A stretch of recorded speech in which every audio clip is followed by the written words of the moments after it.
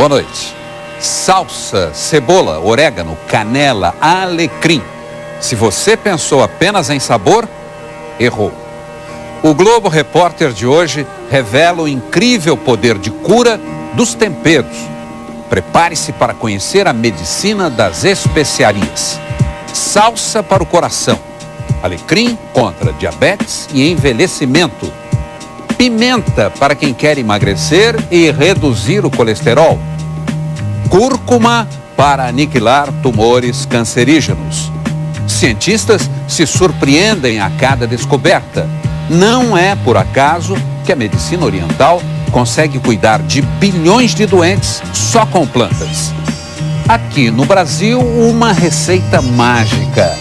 O chá que tira dores musculares e devolve energia aos superatletas da corrida de aventura. Eles resistem aos piores esforços. Provas que duram de 10 horas a 6 dias. São os atletas de alta performance. Saudáveis? Sim, mas com o alto desgaste para o corpo. O esforço extremo libera no corpo os radicais livres, que aceleram o envelhecimento. E para mim, que já tenho 48 anos de idade, fazendo corrida de aventura, né? Esse esporte muito desgastante, a gente não pode se dar o luxo de envelhecer mais ainda. Normalmente, eles usam anti-inflamatórios e suplementos para evitar dores e lesões. Seria possível substituir esses medicamentos por algo mais natural? E foi justamente esse grupo que exige o máximo do metabolismo que pôde testar os efeitos de um chá de especiarias aqui em Natal, no Rio Grande do Norte. Durante 60 dias, um grupo de 10 atletas tomou o chá. Outros 10 não tomaram e serviram de controle para a eficácia da pesquisa. Mas muitos deles ficaram desconfiados. Você acreditava nisso? Não, a gente teve que ver para crer. A pesquisa foi desenvolvida na Universidade Federal do Rio Grande do Norte, mas o chazinho não é muito diferente daqueles caseiros. Erva doce, canela, semente de mostarda em porções iguais. Estas especiarias foram escolhidas por combaterem o envelhecimento. São ótimos antioxidantes. A canela é uma das especiarias mais antigas e utilizadas no mundo inteiro. Ela tem alto poder conservante, inclusive até na época das múmias do Egito era usada como conservante. Mas os pesquisadores pensaram também no gosto quando fizeram a escolha. Queriam algo que pudesse virar uma rotina. Quando a gente propõe algo importante para a saúde, para não ser simplesmente como algo que você tome sem ter nenhum prazer, tem que pensar também no lado sensorial. E essa mistura ela é bastante agradável ao paladar das pessoas. E também é um chá simples, fácil de fazer. Pronto, esse é o ponto ideal, quando começa a levantar essas bolinhas. Exato, aí você apaga e já está no ponto de você colocar na xícara. E com a água pronta, coloca o sachê. A dose diária é de uma colher de chá numa xícara de água. Quer dizer que não adianta tomar um bule de chá, né? O necessário mesmo é uma xícara. Com certeza não. A pesquisa mostrou que a maioria dos atletas teve uma redução do MDA, substância que causa lesões musculares e dores. O chá ajudou a diminuir a sensação de desgaste físico depois dos exercícios. Eu senti que durante os treinos longos e as corridas não tinha tanta necessidade de a gente fazer uso de anti-inflamatório. As dores musculares que sempre vêm depois diminuíram bastante depois desse tratamento com o chá. E se foi bom para quem se desgasta tanto, Ana Vládia diz que a mistura pode ter bons efeitos no dia a dia de qualquer pessoa. Por ter esse papel antioxidante e anti-inflamatório, ele não é específico, ele acaba sendo universal. Aonde processos inflamatórios estão presentes, como uma simples dor de cabeça ou mesmo uma cólica, ele pode vir a ter efeitos atenuantes, principalmente preventivos, ou seja, você fazendo o hábito ou uso do mesmo. Juscelia acredita que o resultado da pesquisa pode combater um grande problema entre atletas amadores, a automedicação. Eles poderiam trocar os remédios pelo chá, que pode ser consumido como qualquer outro alimento. Um alimento que reduza esse estresse oxidativo, que eles muitas vezes vão suprir através de medicamentos com automedicação, que acontece muitas vezes, né, para diminuir essa inflamação.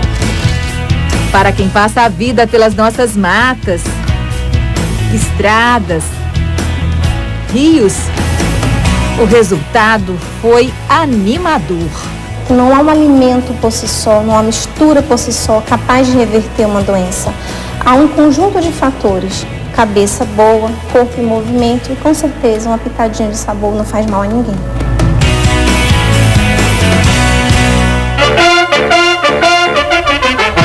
É notícia boa e vem das universidades brasileiras. Sabores variados e saúde em dia tem tudo a ver. Os pesquisadores não precisaram ir longe para encontrar as primeiras pistas. Você vai fazer um salpicão, bota a salsinha batidinha, bota por cima. Um arroz de forno, eu boto um pouquinho. Então eu uso salsa para tudo, porque a salsa também é bom pro coração também. Estamos no Mercadão de Madureira, zona norte do Rio. O conhecimento por aqui é passado de geração em geração. Dona Dirce, Dona Olinda, Dona Célia, Dona Fátima. Vidas inteiras dedicadas às ervas brasileiras. Esse tempero é muito comum, né? A salsa. E serve para quê? A salsa serve para tempero e serve para rins. Chá para rins, expelir pedra dos rins é um santo remédio. Que a salsa era boa para os rins, a ciência já sabia. Mas uma pesquisa com moradores do estado do Rio surpreendeu os especialistas do Centro de Ciências da Saúde da Universidade Federal do Rio de Janeiro, a UFRJ. Douglas descobriu que estava na boca do povo. A salsa, além de diurética, afina o sangue. Nós observamos que a população utiliza essa espécie para fins medicinais, e principalmente no afinamento do sangue. Será? O jeito foi pesquisar. Para comprovar o que o povo disse, você usa aqui quase que uma mini cozinha? É, com certeza. A gente faz um processo de extração dessas substâncias da salsinha através de um cozimento da planta realizado sob um aquecimento. A pesquisa trouxe uma descoberta sensacional. O tempero mais comum da mesa brasileira pode combater um dos males mais comuns da humanidade: as doenças cardiovasculares, que atingem hoje 30% da população em todo o mundo. Os pesquisadores ainda procuram algumas respostas. Qual é a quantidade necessária de salsa para prevenir as doenças circulatórias na população em geral? E qual é a dosagem que pode funcionar como um remédio para os pacientes com trombose? Na busca dessas respostas, eles já chegaram a algumas conclusões animadoras. Componentes químicos da salsa agem na circulação. Eles impedem a formação de trombos, coágulos que podem entupir os vasos e causar derrames. Flávia faz uma demonstração para nós. A amostra de plasma que não teve contato com a salsa fica gelatinosa depois da coagulação. Enquanto isso, o plasma sanguíneo que teve contato com a salsa permanece líquido por um longo tempo. Então isso mostra que inibe mesmo a formação dos coágulos. Exatamente. A salsa só deve ser evitada pelas mulheres grávidas, pois pode provocar sangramentos. No fundo, as nossas avós estavam certas. Estavam certas. A gente está mostrando que realmente, entre aspas, afina o sangue, ele serve para melhorar a circulação e prevenir a formação de trombos. Com as novas descobertas, a salsinha, que todos conhecemos tão bem, pode virar um grande remédio. Uma pílula de salsa. Uma pílula de salsa. Eles são muito fáceis de achar, estão em toda feira, em qualquer mercado, afinal não dá para cozinhar sem os temperos. E o melhor, são baratos, mas nem sempre foi assim. As especiarias já foram muito cobiçadas e, acredite, elas tiveram o peso cotado em ouro. Era o tempo dos descobrimentos e os temperos serviam para conservar os alimentos. Hoje, mais do que nunca, a ciência confirma o imenso valor das especiarias. E na raiz de todas essas descobertas, a sabedoria popular. Dona Olinda é uma apaixonada por temperos. Na feira, ela nos contou que tem em casa um cantinho com tudo o que precisa. Onde é que fica? Fica no terraço. Improvisou um espaço aqui. É, meu pedacinho que eu adoro. Vamos lá? Lá em cima, protegido do sol pela caixa d'água, está o cantinho de saúde da Dona Olinda. Tem um pouco de tudo. A senhora acha que toda dona de casa devia ter um cantinho Eu acho que deveria ter sim, porque é muito bom. Você chegar e pegar um galinho que seja, mas é muito bom. E como sempre, as dicas do uso dos temperos para a saúde vão surgindo. O alecrim, ele é bom também para resfriado, ele é expectorante. Alecrim contra a gripe? E não é que a Dona Olinda tem toda a razão? A comprovação fomos buscar numa das melhores universidades do país, a USP. A Faculdade de Ciências Farmacêuticas estuda os temperos há mais de 20 anos.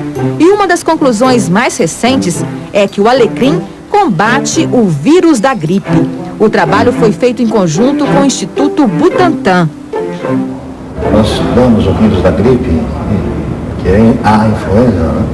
E nós observamos que os extratos do alecrim, eles influenciam a replicação viral, diminuem a replicação viral. Tudo na cozinha de Dona Olinda leva um pouco de verde. E no frango vai sálvia, alfavaca e alecrim. Mas os poderes desta planta tão cheirosa não param aí. Em testes com animais, Ana Mara descobriu outras qualidades do alecrim. Um remédio poderoso contra as complicações de saúde dos diabéticos. Pelos resultados, reduziu o colesterol total, reduziu triglicerídeos, que são todas gorduras que no diabetes está muito envolvido com doenças do coração. No mesmo experimento, o extrato de alecrim preveniu a catarata, as doenças nos rins e na retina, que são comuns nos diabéticos. É por isso que o experiente professor Mancini põe o alecrim no topo da lista de temperos indispensáveis na nossa mesa. O alecrim é considerado a especiaria e associado a todo o conjunto de outros vegetais com maior atividade antioxidante. É o campeoníssimo. É o campeoníssimo, exatamente. Todos têm antioxidantes, compostos químicos que combatem os radicais livres, aquelas substâncias que provocam o envelhecimento do corpo. As nossas descobertas no mercado de Madureira ainda não terminaram. Dona Fátima conta que a mãe, Dona Célia, 78 anos, criou uma mistura poderosa. Dona Célia, que tem sérios problemas de circulação, diz que se mantém em pé trabalhando por causa das ervas que usa em chás e na comida. O que a gente leva para fazer lá a poção da Dona Célia? Hortelã-pimenta, alfavaca, sálvia, manjerona, aipo, que é o salsão, e o alho poró, e o manjericão, e o hortelã comum. Então aí dá uma mistura quase que milagrosa. É, isso aí que é o tempero da vovó. E é bom pra quê? Aquela usa para fazer temperar frango, carne, arroz, feijão, lá em casa tudo é feito com isso. Estava me dizendo que o pessoal não fica gripado, que isso também é um santo remédio. Tá lá, é muito difícil. E a gente veio até aqui para conhecer o segredo do tempero da Dona Célia. A senhora vai contar, né, Dona Célia? Vai, e mostrar pro povo o tempero caseiro que ela faz. Então vamos lá. Na cozinha, todos os temperos são bem lavados. Primeiro, elas põem um pouco de óleo e 4 cabeças de alho.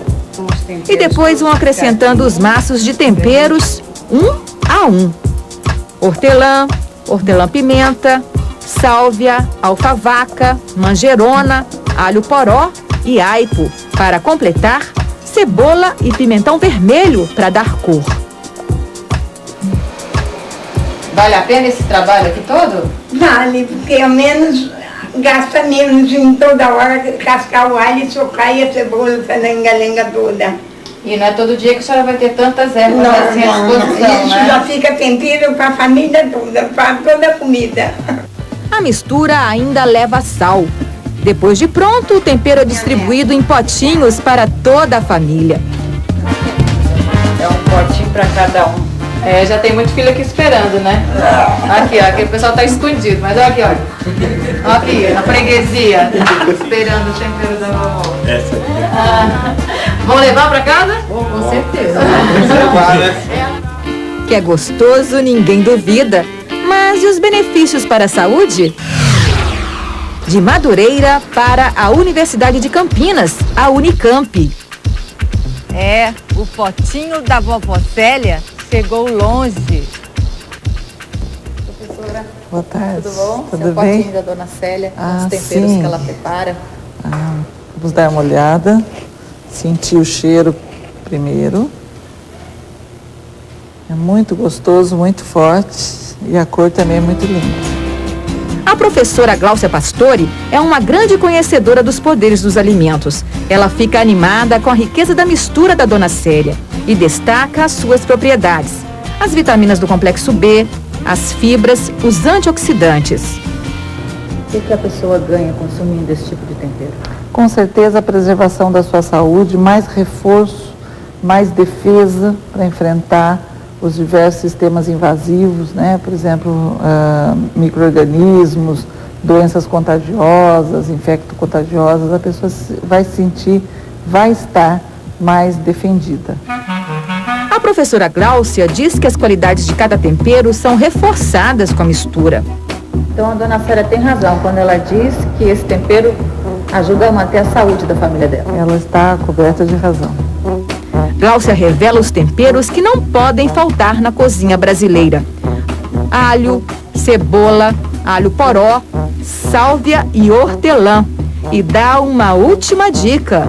Geralmente, quando se trata de compostos bioativos, mais importante que a dose é a constância. Então, não importa muito se essa dose não é tão igual entre os dias, mas o importante é que todos os dias se faça uso. Um pouquinho. Um pouquinho.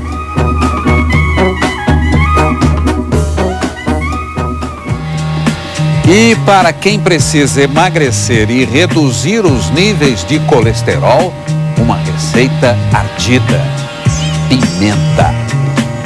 Veja a seguir.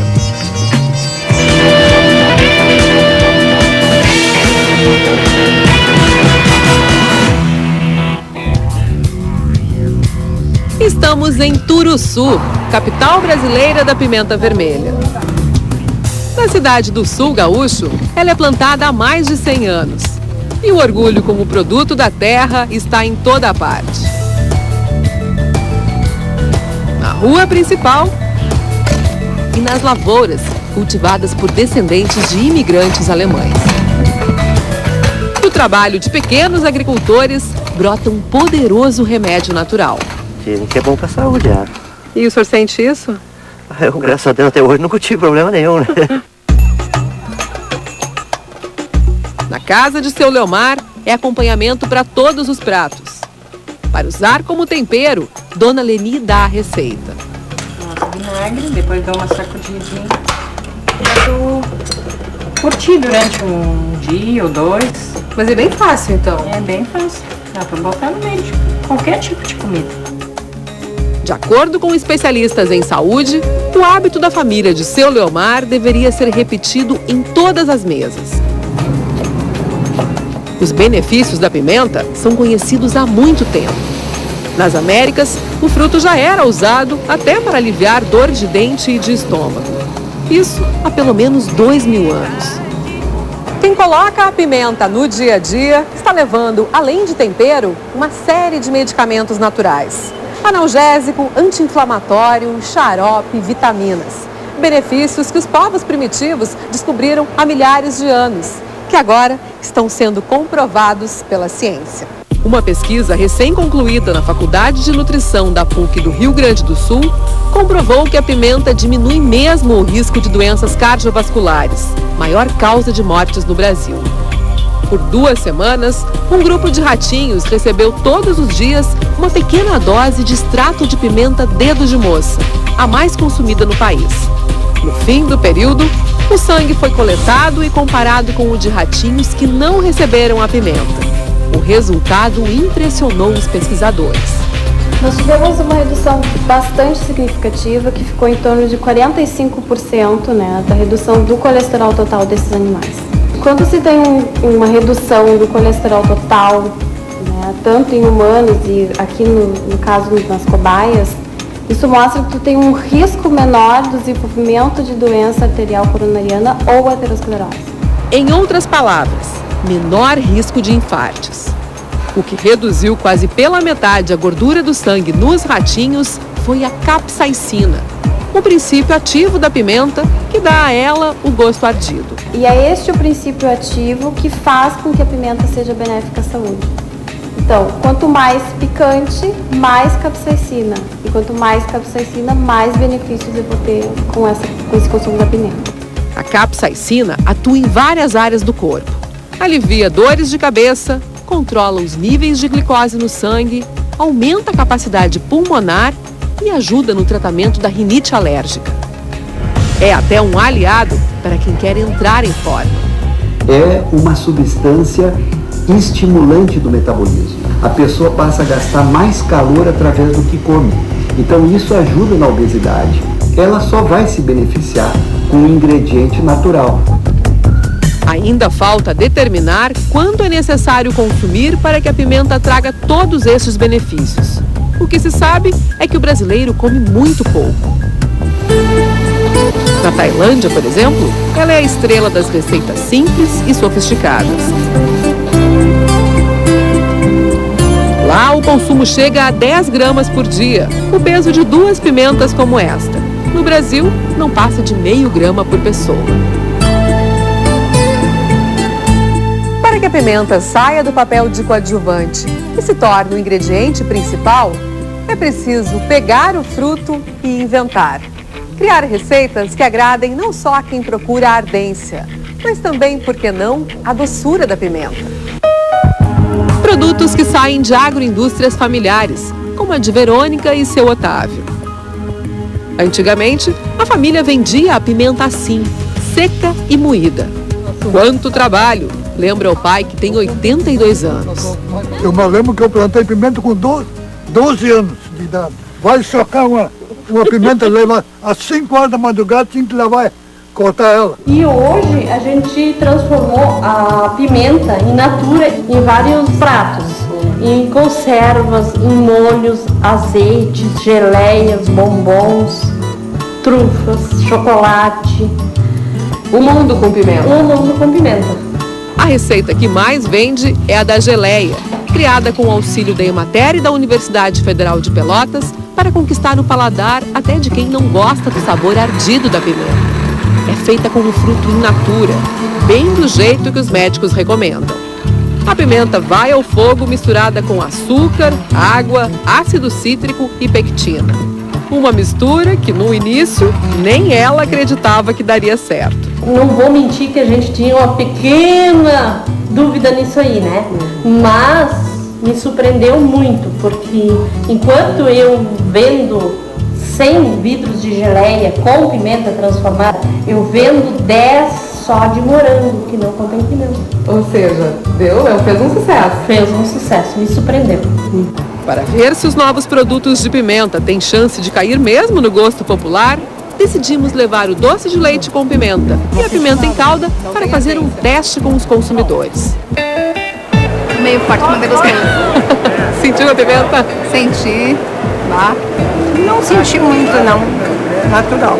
Docinho, gostoso mesmo. Bem no finzinho tu sente um pouco. Ela fica um pouco no paladar, ela acentua no paladar, agora depois que tu comes, ela começa a acentuar. Mas é saborosa. Te surpreendeu? Me surpreendi, porque pimenta geralmente é forte, né? Essa bem gostosa. Viajamos em busca de uma riqueza pouco explorada. Estamos em Goiás. Aqui no Cerrado Brasileiro, uma especiaria trazida da Índia se adaptou bem. Cúrcuma, pelo nome pouca gente conhece. Essa planta aqui da família do gengibre. A parte usada na culinária fica na raiz. Essa aqui, ó. Depois de seca e moída, Ela vira um ingrediente que a dona de casa chama de açafrão. É a raiz, então, professor, que concentra os princípios ativos. Isso, na raiz que se encontram todos os componentes do açafrão, inclusive o corante, que é a curcumina. Já é bem amarela como o açafrão. Exatamente. O professor de Engenharia de Alimentos da Universidade Federal de Goiás, Celso José de Moura, explica que a planta dá em qualquer lugar, requer pouca água. Mas o sabor do açafrão da terra, como é conhecido por aqui, caiu no gosto do povo goiano. Uma boa galinhada fica desta cor por causa do tempero.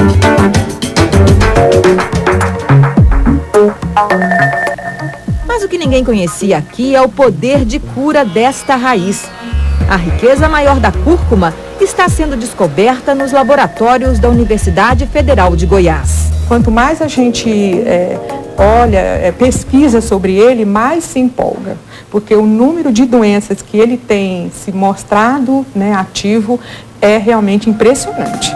Este pó amarelo é a curcumina, extraída da raiz, cicatrizante e anti-inflamatório. É usado há mais de 5.000 anos na Ayurveda, a medicina tradicional indiana. Por isso, Marcela, uma bióloga apaixonada por plantas medicinais, questionou: seria a curcumina poderosa também contra o câncer? Marcela aplicou a curcumina sobre células com melanoma, o mais grave tipo de câncer de pele. Em poucas horas, o resultado impressionante.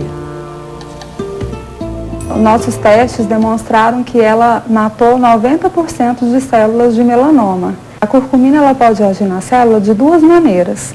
Uma delas seria impedir o crescimento das células cancerígenas. E a outra forma é provocar a morte celular, aniquilando o tumor. O núcleo das células com câncer é implodido pela curcumina, mas os pesquisadores ainda não sabem os efeitos colaterais. Em breve, pacientes terminais devem testar um tratamento experimental aqui mesmo, em Goiânia. É muito interessante você saber que a partir de uma especiaria você pode obter um tratamento para o câncer, por exemplo. O maior desafio é aumentar a absorção da curcumina pelo corpo humano. Para isso, os pesquisadores precisam vencer outro obstáculo: dominar a técnica de extração da curcumina. O extrato da planta é importado e caríssimo. A gente paga em torno de R$1.000 por 10 gramas de curcumina pura. Então, se nós conseguirmos extrair uma curcumina de alta qualidade, pura, e com certeza o medicamento vai se tornar mais eficaz, e vai ser bem mais barato. Quer dizer que para a saúde, então, esse pó amarelo aqui vale ouro? Eu diria que sim, viu? Porque ele tem tudo de bom. Mais um motivo para popularizar aqui no Brasil esta especiaria tão comum na Índia. A cura pelas plantas. Nossos repórteres revelam os segredos da medicina ayurvédica. Daqui a pouco.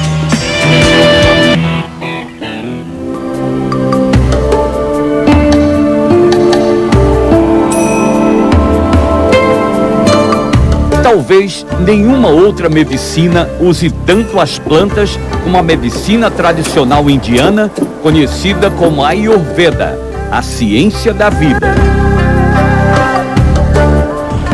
Estamos em Pune, cidade indiana, onde muitos vêm buscar tratamento. Vamos para a feira com a médica ayurvédica Sonali Shinde e com uma aluna brasileira dela, Joana. Logo que ela chega ao mercado, vai identificando todas as ervas. São mais de 500 que podem ser usadas nesse tipo de medicina.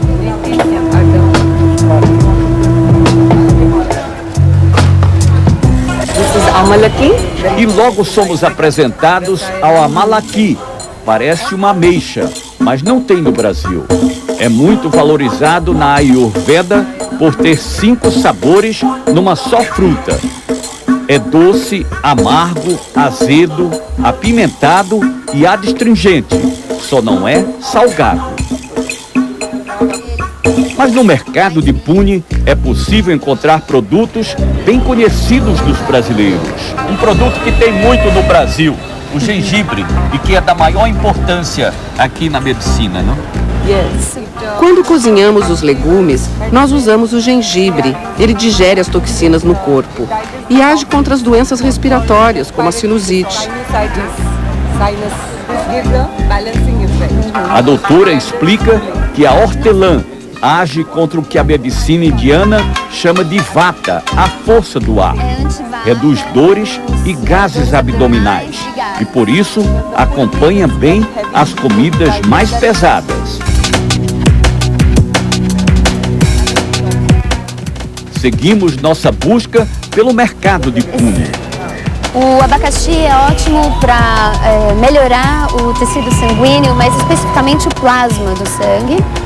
E é ótimo também para eliminar vermes e lombrigas. Então, mesmo que só por medida preventiva, de vez em quando, deve-se comer um abacaxi. As cenouras, que por aqui são avermelhadas, são usadas nos doces. São goiabas bonitas. A goiaba tem uma propriedade astringente também. Então, tudo que é astringente fecha as glândulas salivares. Então a gente para de ter vontade demais. É ótimo para comer após a refeição. Feitas as compras, a doutora Sonali nos convidou para ir até a casa dela. Vai preparar a refeição agora com os produtos que comprou aqui.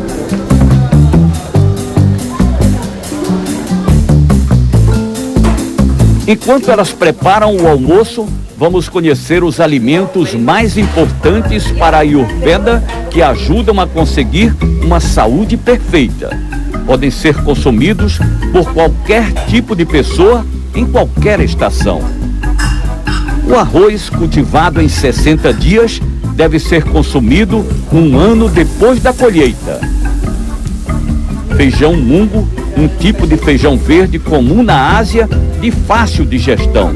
Passas pretas, mel, romã, abóbora, que no Nordeste tem o nome indígena de jerimum, e a malaqui, a fruta dos 5 sabores, único destes alimentos que não tem similar no Brasil.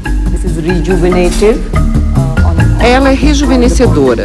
Mesmo que você cozinhe e seque, ela não perde a vitamina C. E tem 100 vezes mais vitamina C que a laranja.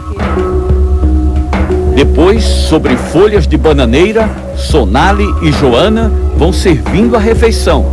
Um pouco de sal, limão, uma pasta de pimenta, romã, pão indiano. Mais uma vez, sabores variados. E aqui a refeição começa para sobremesa, não é isso? E tem que ser com a mão. Com a mão direita. Então, primeiro o doce. O doce, no início da refeição, tira a fome mais intensa. Mas tem ainda algo curioso.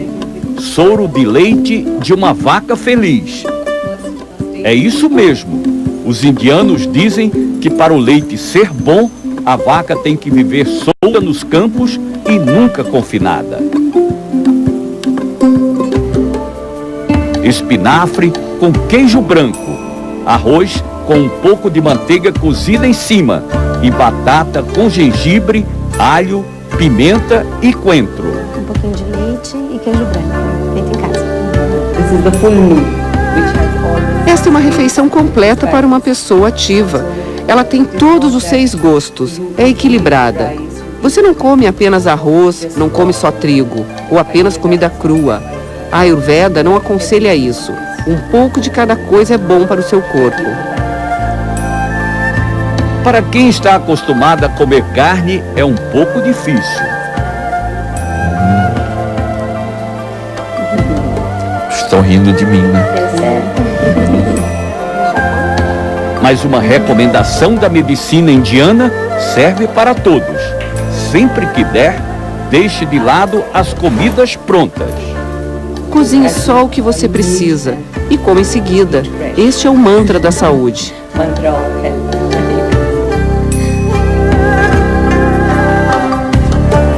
Quer saber mais? Então acesse o nosso site Começa agora um bate-papo com a nutricionista Ana Vládia Moreira. Na nossa página, você também encontra as receitas que mostramos no programa. Tenha um ótimo fim de semana e até a próxima sexta.